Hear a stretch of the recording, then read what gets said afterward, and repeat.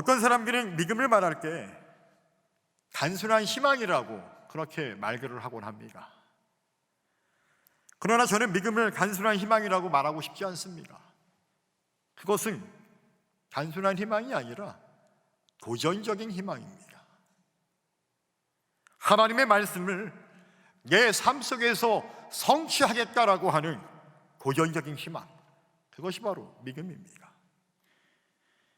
로마서 4장 18절을 보게 되면 이렇게 말씀하죠. 우리 같이 한번 읽어보기를 원합니다. 4장 18절 말씀. 자, 준비 시작. 아브라함이 바랄 수 없는 중에 바라고 믿었으니 이는 예 후손이 이같으리라 하신 말씀대로 많은 민족의 조상이 되게 하려 하심이라. 아멘. 아브라함이 바랄 수 없는 중에 바라고 믿었으니 이는 예 후손이 이같으리라. 여러분, 아브라함은 무엇을 바랄 수 없는 중에 바라고 믿었습니까? 우리가 방금 읽은 말씀처럼 후손입니다. 후손에 관한 약속입니다. 믿음의 조상에 관한 약속의 말씀입니다. 그럼 대체 아브라함은 이러한 약속을 주신 하나님을 어떻게 믿었을까요? 그가 믿은 하나님은 대체 어떤 하나님이었을까요? 여러분들이 믿는 하나님은 어떤 하나님이십니까? 아브라함은 하늘의 별과 같이 땅의 모래알과 같은 수많은 후손의 약속을 받았습니다. 나이 100세에 드디어 그 첫 아들을 얻게 되었습니다.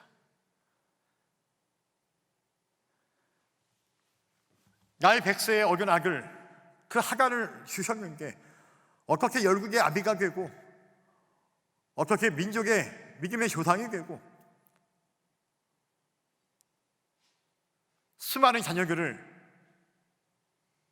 보리라고 하는 이 약속의 말씀을 그는 어떻게 신뢰할 수가 있었을까요? 대체 그가 믿은 하나님은 어떤 하나님이었을까요? 사도 바울은 그것을 로마서 4장 17절에서 이렇게 기록하고 있습니다. 기록된 바, 함께 읽어볼게요. 기록된 바 내가 너를 많은 민족의 조상으로 세웠다 하심과 같으니 그가 믿은 바 하나님은 죽은 자를 살리시며 없는 것을 있는 것으로 부르시는 이시니라. 아멘.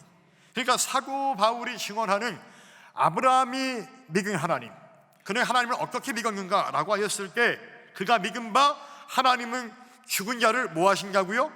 살리시고 없는 것을 있는 것으로 부르시는 이시니라. 할렐루야. 이것이 아브라함이 믿은 하나님이었습니다.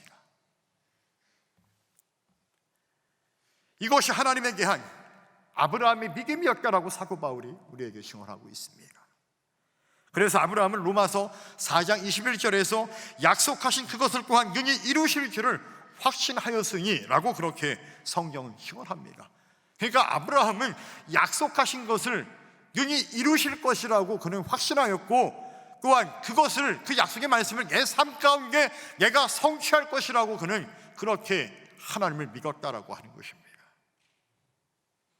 이렇게 바울이 증언하는 아브라함의 믿음을 통하여서 우리가 알 수 있듯이 믿음이라고 하는 것은 우리가 바라볼 수 없을 만큼 요원한 일이라 할지라도 내가 그것을 하나님의 능력으로 성취하겠다고 다짐하는 도전적 희망, 이것이 바로 믿음이다라고 저는 여러분들에게 감히 말씀드리고 싶습니다. 여러분, 성경을 보게 되면 믿음의 선배들은 일반적 상식으로는 이해할 수 없는 것들을 전능하신 하나님의 도우심을 믿음으로 이루게 되는 것들을 보게 됩니다. 베드로도 무리를 걷는 그런 말도 안 되는 놀라운 역사를 경험하게 됩니다. 베드로가 무리를 걸었던 기적의 사건이 오늘 우리에게 어떻게 가능할 수 있을까요? 그리고 오늘 우리에게 무리를 걷는다는 기적은 어떠한 의미일까요? 이것이 신앙적으로 우리에게 어떤 메시지가 있는 것일까요? 우리의 삶 속에서 우리가 베드로와 같이 무리를 걷는 기적의 사람이 되기 위해서는, 놀라운 주님의 기적의 역사를 체험하기 위해서는 여러분 먼저 첫 번째로 따라해 보시기 바랍니다. 주님이 주님이 우리에게 임재하셔야 됩니다. 할렐루야. 주님이 우리에게 임재하셔야 됩니다. 여러분, 예수님은 어떤 분일까요? 우리가 지난 성서개학원 제3강께 기공론 예수님에 관하여라고 하는 주제를 갖고 우리가 예수님에 대한 것들을 이야기했는데, 오늘 이 자리에서 제가 다시 한번 여러분들에게 묻고 싶습니다. 여러분, 예수님은 어떤 분이십니까? 오늘 적어도 제가 이해하고 있는 예수님은, 저는 여러분들에게 이렇게 말씀드리고 싶습니다. 예수님께서는 바람과 파도를 잔잔케 하시는 분이다라고 하는 것입니다. 마태복음 8장 26절로 27절을 보게 되면 이렇게 우리에게 말씀을 증언합니다. 예수께서 이르시되 어찌하여 무서워하느냐, 믿음이 작은 자들아 하시고 곧 일어나사 바람과 바다를 꾸짖으시니 아주 잔잔하게 되거늘 그 사람들이 놀랍게 여겨 이르되 이가 어떠한 사람이기에 바람과 바다고 순종하는가 하거라. 할렐루야. 예수님이 제자들과 함께 배를 타고 가고 있습니다. 주님은 누워 계실 때 역시 그날도 파도를 만났습니다. 큰 바람이 일었습니다. 오늘처럼 배가 출렁이기 시작합니다. 제자들이 두려워 떨기 시작합니다. 야, 이거 이러다가 진짜 우리 다 뒤집어지는, 우리 다 죽는 거 아니야? 라고 했을 때 주님이 일어나셔서 제자들에게 다가오시면서 말씀합니다. 어찌하여 무서워하느냐. 그리고 바람과 바다를 꾸짖었더니 잔잔하게 되었다라고 말씀합니다. 사람들은 이해할 수 없었습니다. 대체 이 사람이 누구이기에 이 바람과 바다를 꾸짖었더니 갑자기 이렇게 평안할 수가 있는가라고 하는 것들을 그들은 이해할 수 없었습니다. 대체 이가 누구이기에 이런 역사가 일어날 수 있는가라고 하는 것들을 사람들은 기록하고 있는 것입니다. 오늘 본문에서도 예수님께서 배에 오르시니 바람이 그치게 됨을 성경은 말씀하고 있습니다. 마태복음 14장 32절을 보게 되니까 배에 함께 오름에 바람이 그치는지라. 주님이 그 배에 걸어오셔서 배에 올랐다니 바람이 그쳤다라고 말씀합니다. 이처럼 바람과 파도가 일거라고 여러분, 주님이 함께 계시면 더 이상 문제가 되지 않는가라고 하는 것입니다. 바로 여기에서 우리가 깨달아야 하는 신앙의 원리가 있다고 한다면, 인생의 바람과 파도가 몰아칠 때 그것을 해결하고 극복할 수 있는 첫 단추는 무엇이냐? 바람이 불고 파도가 치는 환난과 고난의 현장 가운데 주님의 임재가 있어야 한다라고 하는 것입니다. 주님이 우리와 함께 계셔야 한다는 것이고, 내가 주님과 함께 해야 한다라고 하는 것입니다. 이것을 우리가 발견하고 깨달아야 한다라고 하는 것이죠. 여러분, 베드로가 바람이 불고 파도가 치는 고난의 현장 가운데에서 무리를 걸을 수 있었던 것은 바로 주님이 그와 함께 계셨기 때문에 그는 걸을 수가 있었던 것입니다. 베드로가 아무리 능력이 많고 재주가 있다 할지라도 주님이 함께 하시지 않는 한 그는 무리를 걷는 것을 생각조차 할 수 없는 사람이었습니다. 무슨 말입니까? 우리가 아무리 능력이 있고, 우리가 아무리 재물이 많고, 내가 아무리 커다란 권세와 명예가 있다 할지라도, 내가 아무리 수많은 인맥이 있다 할지라도 내 인생에 불어닥친, 내 가정에 불어닥친, 우리 교회에 불어닥친 이 바람과 이 파도, 이 고난의 현장 가운데에서 주님이 함께하지 않으면 나에게 그런 능력과 재물과 그런 인맥과 빽이 있다 할지라도 우리는 결국 그것을 담대하게 이겨낼 수 없다라고 하는 것입니다. 오히려 그것이 없다 할지라도 주님이 나와 함께 하시고 주님이 내 가정과 내 삶에 임재하시면 오히려 우리는 무리를 걷게 되는 놀라운 기적의 역사를 체험할 수 있다라고 하는 것이죠. 그럼 어떻게 주님이 우리의 삶에 임재할 수 있을까요? 지금 내 삶에 주님의 간섭할 수 있을까요? 어떤 방법이 주님이 우리의 삶에 함께 되는 방법이 될 수 있는 것입니까? 이것에 대하여 성경은 이스라엘 백성들의 부르짖음의 기도를 통하여서 하나님이 이스라엘 백성 위에 함께 하셨음을 증언하고 계십니다. 우리가 부르짖지 아니하면 하나님이 들을 수가 없습니다. 이처럼 부르짖음의 기도가 하나님께서 우리의 삶에 임재하시는 방법이고 하나님이 우리의 삶에 간섭하게 되는 방법임을 여러분 꼭 기억할 수 있기를 주님의 이름으로 축원합니다. 그래서 기도가 참 중요하다라고 하는 것입니다.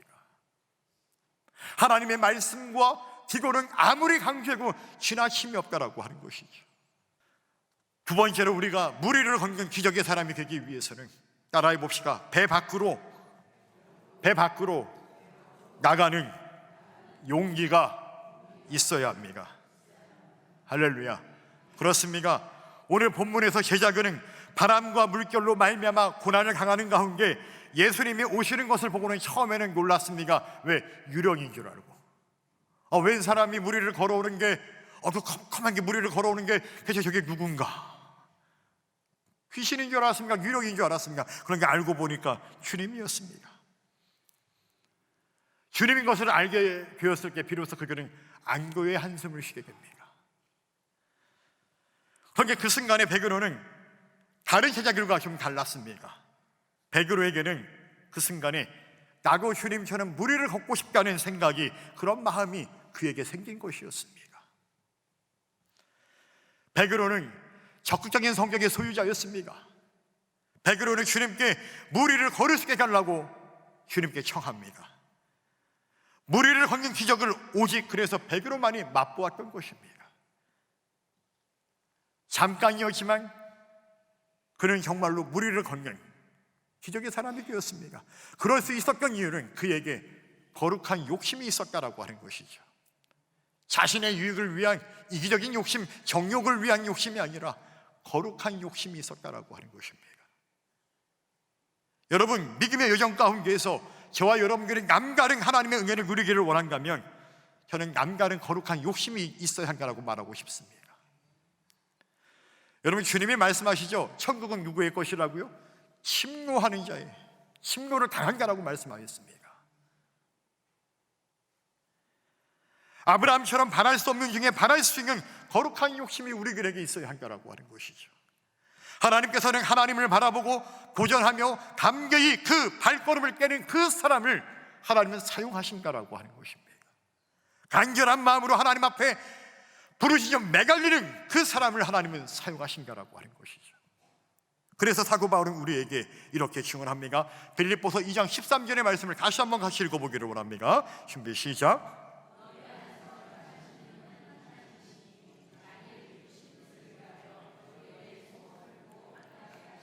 아멘.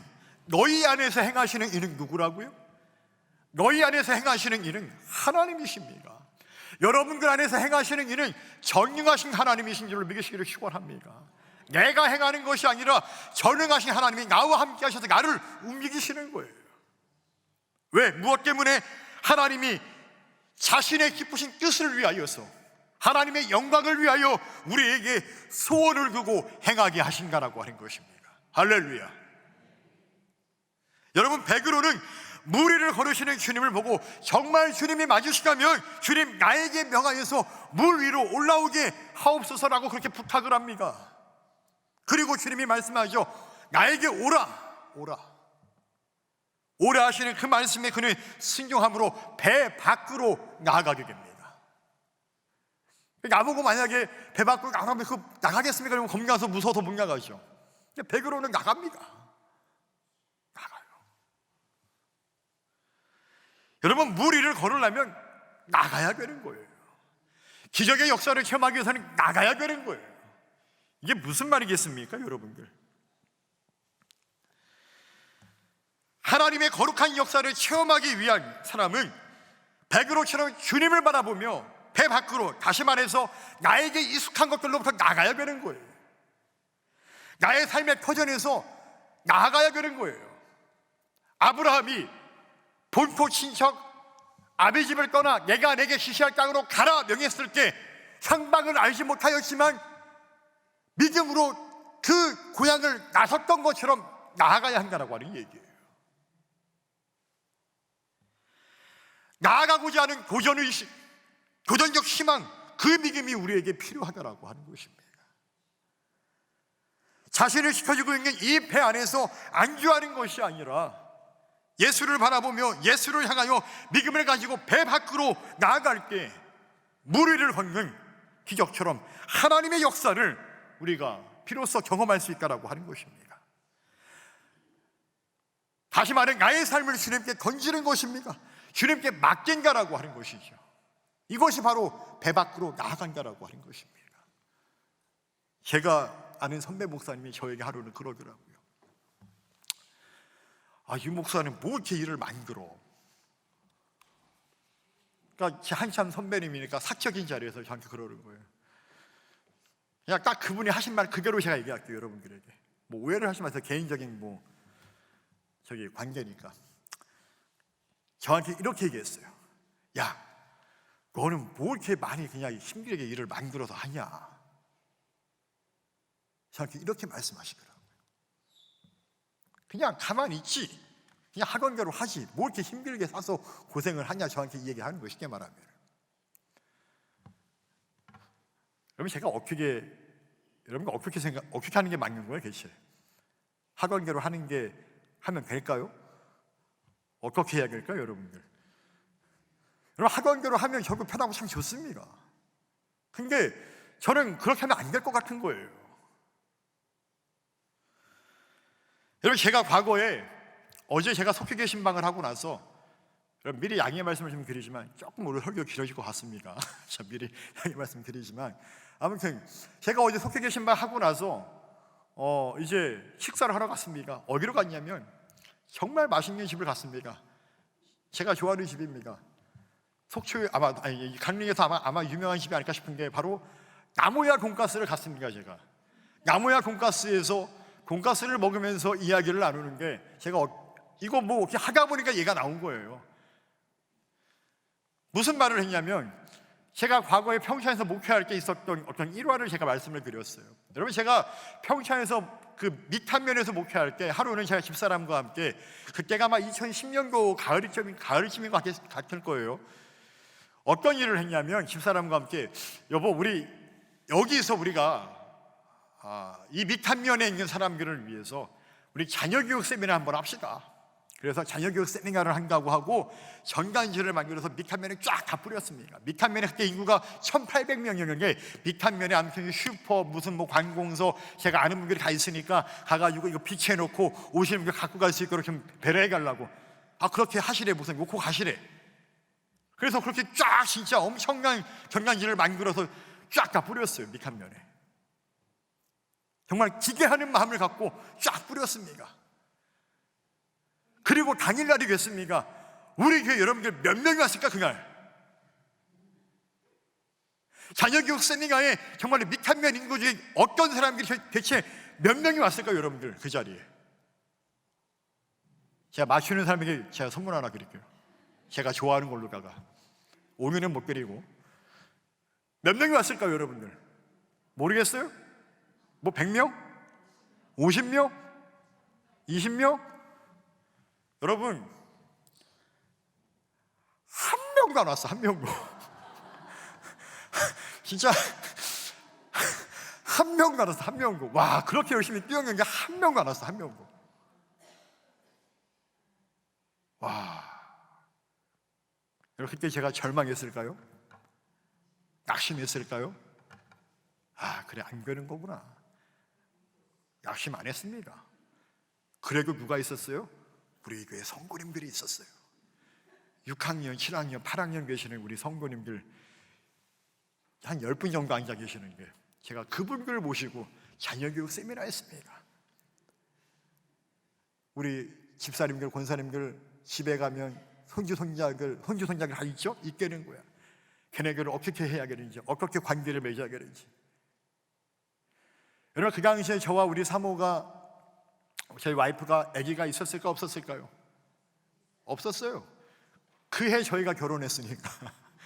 아기도 안 낳아봐서 아기도 못 키워본 사람들이 무슨 자녀교육 세미나를 하겠다고 하면 포부는 좋아. 그래, 우리가 그런 사역들을 오랫동안 해왔으니까. 그래서 전간지의 강사가 누구라고요? 유공주 목사, 김승현 사모. 그래서 하란가 보다. 그래서 하란가? 아무튼 간에 그런 일들이 여러분들이 있었습니까? 여러분들 중요한 건 뭐냐면 결과를 떠나서 여러분들 결과는 주님께 맡기고 뭐 해야 돼요? 배 밖으로 나가야 돼요. 여러분들 배 밖으로. 하나님의 역사를 경험하기 위해서는요, 안주하는 것이 아니라 배 밖으로 나가, 자꾸 뭐예요? 도전해야 되는 거예요. 그래야 역사가 일어난다는 얘기예요. 자, 우리 강릉소망교회 모든 성도님들이 정말로 이 교회가 배 밖으로 나아가는 은혜가, 그런 역사가 일어나기를 간절히 주님의 이름으로 축원합니다. 베드로처럼 배 밖으로 나아가는 용기를 가지고 주님 앞으로 나아가 주님께 나의 삶을 던지는, 주님께 맡기는 그 믿음을 가지고 하나님의 역사를 체험할 수 있는 저와 여러분 되기를 다시 한번 주님의 이름으로 간절히 축원합니다. 마지막으로 우리가 무리를 걷는 기적의 사람이 되기 위해서는 세 번째로 따라해 봅시다. 언약에 근거한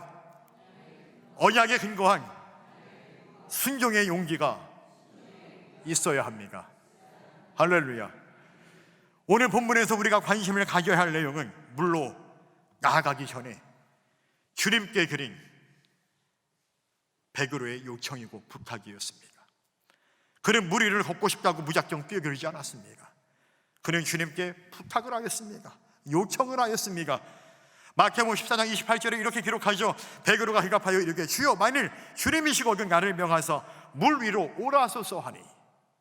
그렇게 주님께 부탁을 합니다. 베드로의 이 부탁은 참되고 바른 믿음의 요청입니다.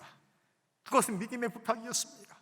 베드로는 주님이 명령하시면 뭐 하겠다는 거예요? 하겠다는 거예요. 순종하겠다는 얘기예요.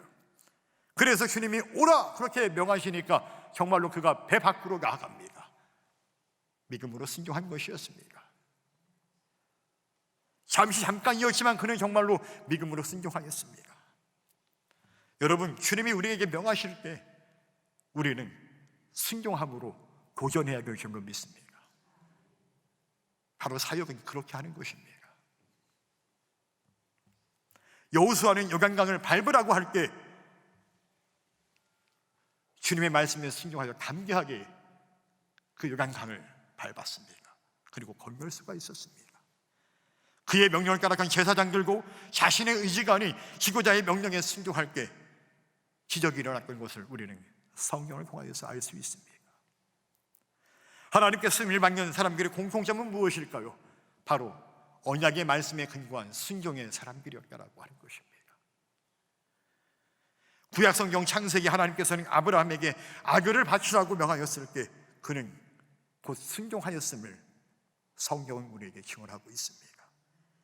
출애굽기에 모세가 바로에게 간 것은 그에게 담대한 용기가 있어서가 아니라 두렵지만 떨리지만 뭐예요?